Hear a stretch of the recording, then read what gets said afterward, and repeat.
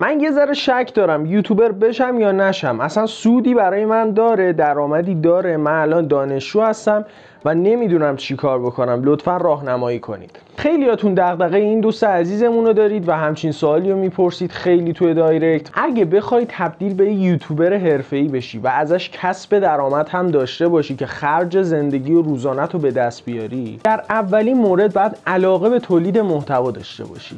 کسی که میخواد تولید محتوا بکنه، علاقه‌ای که به تولید محتوا داره خیلی مهمه که دوربین رو بچینه، ستاپش رو آماده بکنه و خودش بیاد جلوی دوربین و کاراش رو انجام بده. یا حتی اگه صدا و تصویرش روی ویدیو نیست، بتونه ادیت هایی رو انجام بده، با علاقه و عشق اون کار رو انجام بده برای مخاطبین هدفش، که این خیلی تاثیر مثبتی داره. نکته دوم، توانایی تولید یک محتوای حرفه‌ایه. شما اگه علاقه داشته باشی اما توانایی تولید یک محتوای حرفه‌ای رو نداشته باشی، واقعیتش دوزار نمیارزه. این خیلی مهمه که متاسفانه خیلی بهش توجه نمیکنن و صرفا به خاطر درآمدی که تولید محتوا داره وارد این حوزه میشن. مورد سوم، تاثیرگذاری محتوای ما روی مخاطبانه. شما محتوایی که با علاقه و عشق ساختی، با توانایی بالا اومدی، دکورتو چیدی، چیزای خفنی رو اضافه کردی، همه چی عالی، اما اگه نتونی تاثیرگذاری مثبتی روی مخاطب هدفت داشته باشی، به هیچ عنوان موفق نمیشی. برای مثال مهدی شجاری تو حوزه گوشی موبایل داره فعالیت میکنه و نقد و بررسی انجام میده، آنباکسینگش رو انجام میده و یه تاثیرگذاری مثبتی داره که این تاثیرگذاری به چه صورته؟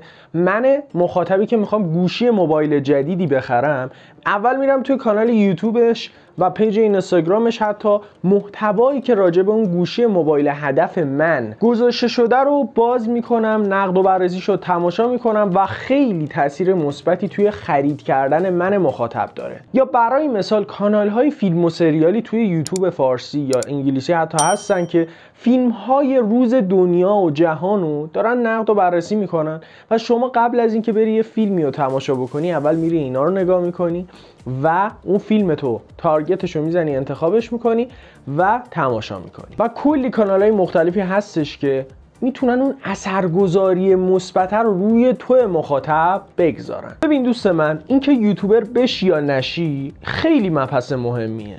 یوتیوبر شدن یه شغله.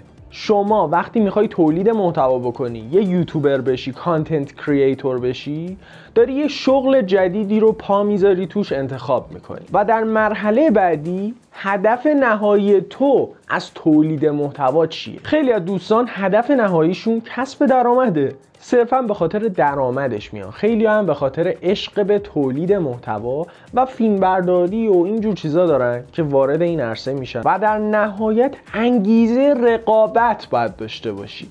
افراد زیادی هستن از کوچیک تا بزرگ داخل حوزه تولید محتوا دارن کار میکنن و تو باید انگیزه رقابت با همچین آدمایی رو داشته باشی که بتونی با اون حوزه هایی که داری تو واردش میشی رقابت حرفه‌ای داشته باشی. همین الان توی کامنت ها برام بنویس که اصلاً برای چی اومدی تو حوزه تولید محتوا، یا هنوز تردید داری که شروع بکنم شروع نکنم. هر سوالی داشتی مثل یه رفیق کمکت میکنم. بیا تو کامنت ها.